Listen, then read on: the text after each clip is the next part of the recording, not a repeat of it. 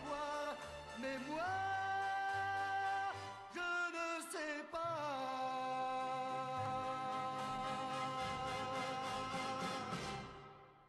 Le journal.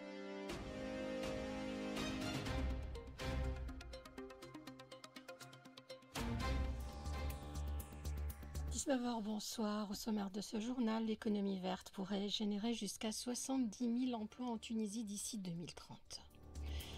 Gaza sombre de plus en plus dans l'abîme, l'aide humanitaire vire au chaos, des morts lors des distributions. Des frappes israéliennes détruisent le dernier avion à l'aéroport de Sanaa. L'Ukraine bénéficie du soutien accru de l'Allemagne. Climat alerte aux vagues de chaleur. Tunisie, la 5e chambre criminelle spécialisée dans les affaires de terrorisme près le tribunal de première instance de Tunis a reporté au mardi 24 juin l'examen de l'affaire de complot contre la sûreté de l'État et rejeté toutes les demandes de libération, indique une source judiciaire à l'agence Tunis Afrique Presse. Le premier substitut du procureur de la République et porte-parole au tribunal de première instance au CAF a indiqué aujourd'hui que l'identité des auteurs des incendies ayant touché un bus scolaire et l'atelier d'un lycée dans la ville de Qalat Esnen a été révélée. Il a ajouté que les recherches menées par la brigade de police judiciaire à Tajerouine ont permis d'identifier 6 mineurs impliqués dans l'incendie du bus scolaire et 2 autres suspects reconnus coupables dans l'incendie de l'atelier du lycée. Les recherches se poursuivent afin d'identifier 2 autres personnes présumées auteurs du deuxième incendie. Le bus scolaire et l'atelier du lycée ont été incendiés respectivement les 25 et 26 courants à Qalat Esnen. Le ministre de l'Emploi et de la Formation professionnelle a annoncé ce mercredi l'adoption d'une nouvelle méthodologie pour l'élaboration du plan de développement 2026-2030 qui, a-t-il dit, incarne la vision du président de la République, Kais Saïed. Cette approche, fondée sur une planification ascendante, accorde un rôle central aux conseils locaux, régionaux et des districts pour définir les priorités économiques. La Tunisie réaffirme son engagement constant à renforcer les liens de fraternité et de coopération avec les pays africains sur la base du respect mutuel, de la solidarité et des intérêts communs. Elle réitère sa détermination à défendre avec persévérance les positions africaines communes et en particulier le droit des peuples africains à construire l'Afrique qu'ils veulent, une Afrique sûre, unie, stable et prospère, maîtresse de son destin, débarrassée des séquelles du colonialisme ancien comme moderne. C'est ce qui ressort d'une déclaration publiée par le ministère des Affaires étrangères à l'occasion de la Journée de l'Afrique célébrée le 25 mai de chaque année, qui coïncide cette année avec le 62e anniversaire de la création de l'Organisation de l'Unité africaine. L'instance supérieure indépendante pour les élections annonce le lancement début juin de la généralisation du système de messagerie électronique à Alissa dans les régions.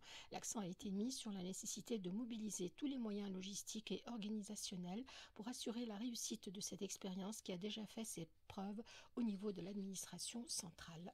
Le taux de remplissage de l'ensemble de nos barrages s'est situé au niveau de 41,1% à la date d'aujourd'hui, 28 mai, selon l'Observatoire national de l'agriculture. Les réserves en eau dans ces barrages ont augmenté de 25% par rapport à la même période de l'année écoulée. Le ministère de l'Éducation annonce que les élèves des terminales des lycées publics et privés sont invités à vérifier leurs notes et codes de contrôle continu sur le site officiel www.edunet.tn et ceci du 4 au 9 juin. En cas d'erreur, ils doivent déposer une réclamation via un formulaire téléchargeable avant le 10 juin auprès de leur établissement. Sont concernés la moyenne annuelle, le code d'identification, la note d'éducation physique et les travaux pratiques en technologie. L'économie verte pourrait générer jusqu'à 70 000 emplois en Tunisie d'ici 2030, selon une récente étude menée par le bureau du PNUD en Tunisie en partenariat avec le ministère de l'Environnement. Ce chiffre a été dévoilé lors du forum Green Horizon, Jeunesse et Emploi, organisé aujourd'hui à Tunis. L'événement met en lumière l'engagement croissant des jeunes et des PME pour une croissance durable. Plus de 100 jeunes ont déjà été accompagnés par le PNUD dans des projets verts, tandis que 350 femmes entrepreneurs bénéficient d'un appui spécifique dans 7 gouvernorats du pays. Nedia Gouta du programme des Nations Unies pour le développement durable au micro de Zainab Fels. Nous mettons en œuvre en Tunisie un programme intitulé Green Growth and Jobs Accelerators, c'est un accélérateur de croissance verte et d'emploi. Je peux partager avec vous, par exemple, l'étude que nous avons élaborée avec le ministère de l'Environnement sur la transition énergétique, qui dit clairement qu'il y a un potentiel de création de 70 000 postes d'emploi nouveaux dans les énergies, par exemple, d'ici 2030. Il y a aussi d'autres secteurs promoteurs dans l'économie verte qui offrent un grand potentiel aux jeunes tunisiens. Nous accompagnons aussi le ministère de l'Environnement sur d'autres études, notamment l'actualisation de la contribution déterminée au niveau national de la Tunisie dans ses engagements de lutte contre les effets du changement climatique. Pour le moment, l'appui est articulé plus spécifiquement sur un appui technique et de formation et d'accompagnement auprès des entreprises, des PME, des petites et moyennes entreprises, mais nous appuyons également d'autres projets portés par des femmes. Aujourd'hui, à travers nos interventions au niveau du programme des Nations Unies pour le développement et moyennant aussi un appui du Canada, nous arrivons à accompagner 350 femmes entrepreneurs dans les régions du Sud et Kairouan, donc les 7 gouvernorats, sur différents aspects, soit de lancement de projets ou bien de gestion de la croissance de leurs projets ou de maturité. Le marché des pièces détachées en Tunisie fait face à de lourds défis avec une pénurie croissante, des prix en hausse et des délais d'importation rallongés. De nouveaux acteurs indépendants tentent d'apporter des solutions au moindre coût. Le vice-président de l'association tunisienne de l'automobile, Ahmed Sharfeddine, alerte sur le risque croissant de pièces non conformes et non sécurisées, soulignant la nécessité d'un contrôle rigoureux pour garantir la sécurité des usagers.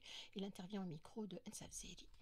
Le secteur du SAV en Tunisie, service après-vente, il se caractérise encore malheureusement par un contrôle très dominant des constructeurs automobiles. Cependant, on voit apparaître des services extérieurs, des services indépendants, et c'est là où il y a encore un développement à faire pour rendre l'accessibilité de ces pièces à un prix plus compétitif. Par contre, le secteur affronte plusieurs défis, à savoir aujourd'hui la vieillesse du parc automobile, l'arrivée des nouvelles technologies avec les voitures électriques, et c'est toute une adaptation que doit avoir le secteur. Le deuxième point qui est aussi important à voir, c'est la disponibilité de ces pièces de rechange. On sait avec toute la difficulté d'approvisionnement international aujourd'hui, ça devient de plus en plus difficile, ça devient de plus en plus long et donc plus coûteux. L'élément aussi qu'il faut bien considérer, c'est l'évolution technologique.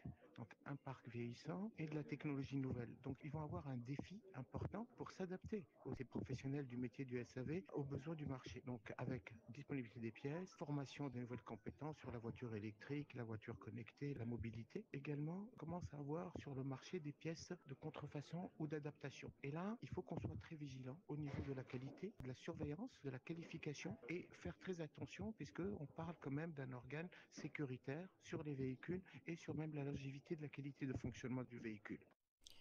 Dans les terres palestiniennes, une cinquantaine de personnes en quête de nourriture ont été prises pour cible à Rafah par les forces de l'entité sioniste, blessées par balles. Ces personnes tentaient simplement d'accéder à un centre de distribution d'aide à Rafah, géré par la controversée Fondation humanitaire de Rafah, une structure privée américaine récemment créée de toutes pièces. Cette fondation, activement soutenue par l'entité sioniste et Washington, incarne une nouvelle forme d'instrumentalisation de l'aide humanitaire. Elle est accusée par plusieurs agences internationales de contourner l'ONU, d'exclure toute implication palestinienne et de servir des objectifs militaires israéliens en violation flagrante des principes d'impartialité et de neutralité. Les chiffres parlent d'eux-mêmes. Les 450 000 repas distribués à ce jour ne couvrent même pas une ration quotidienne pour 20% de la population gazaoui, une opération de façade qui se déroule sous l'œil des caméras, tandis que les véritables ONG restent bloqués à la frontière. Les Palestiniens de Rafah qui s'enfoncent donc de plus en plus dans l'abîme méritent plus que de survivre, lance l'émissaire de l'ONU pour le Proche-Orient devant le Conseil de sécurité. Les civils de Rafah ont perdu tout espoir. Au lieu de dire au revoir, à demain, les Palestiniens de Rafah disent maintenant à bientôt au paradis. La mort est leur compagne. Ce n'est pas la vie, ce n'est pas l'espoir. La population de Rafah mérite plus que de survivre. Elle mérite un avenir viable et plein de vie, a-t-il déclaré. Intolérable, odieux, les dirigeants de l'Union européenne ont durci le ton envers Israël cette semaine après de nouveaux bombardements meurtriers, mais l'impact concret de ce changement de rhétorique reste à voir. Des frappes israéliennes ont détruit ce matin le dernier avion de l'aéroport de Sanaa, contrôlé par les combattants Houthis. Selon un communiqué de la compagnie Yéménia, l'avion touché s'apprêtait à embarquer des fidèles musulmans, en partance pour le Hajj à la Mecque. Le Kremlin a écarté ce jour la proposition du président ukrainien d'un sommet trilatéral avec ses homologues Poutine et Trump pour faire avancer les discussions de paix après plus de 3 ans de guerre. Le chancelier allemand Merz s'engage à aider Kiev à la production à la fois en Ukraine et en Allemagne de missiles longue portée susceptibles de lui permettre d'atteindre le territoire russe en profondeur. L'administration américaine a ordonné la suspension du traitement des visas pour les étudiants étrangers dont elle veut passer au crible les réseaux sociaux en plein renforcement de son offensive contre la prestigieuse université Harvard. Les principales agences météorologiques avertissent que le monde doit se préparer à plusieurs années de chaleur record, exacerbant les risques d'incendies de forêt et d'ouragans. Le réchauffement climatique de la planète, en effet, devrait dépasser de plus d'1,5 degré les niveaux pré-industriels sur la période 2025-2029, prédit avec une certitude de 70% l'Organisation météorologique mondiale, une agence de l'ONU. Point final à ce journal, il est 19h12. La 5e chambre criminelle spécialisée dans les affaires de terrorisme près le tribunal de première instance de Tunis reporte au mardi 24 juin l'examen de l'affaire du complot contre la sûreté de l'État. Le ministre de l'Emploi et de la Formation professionnelle annonce l'adoption d'une nouvelle méthodologie pour l'élaboration du plan de développement 2026-2030 qui, a-t-il dit, incarne la vision du président de la République, Kais Saied. L'économie verte pourrait générer jusqu'à 70 000 emplois en Tunisie d'ici 2030. Gaza sombre de plus en plus dans l'abîme, l'aide humanitaire vire au chaos, des morts lors des distributions. Merci de l'écoute, merci à Faisal l'ingénieur son. Ce soir, l'info revient à 20h.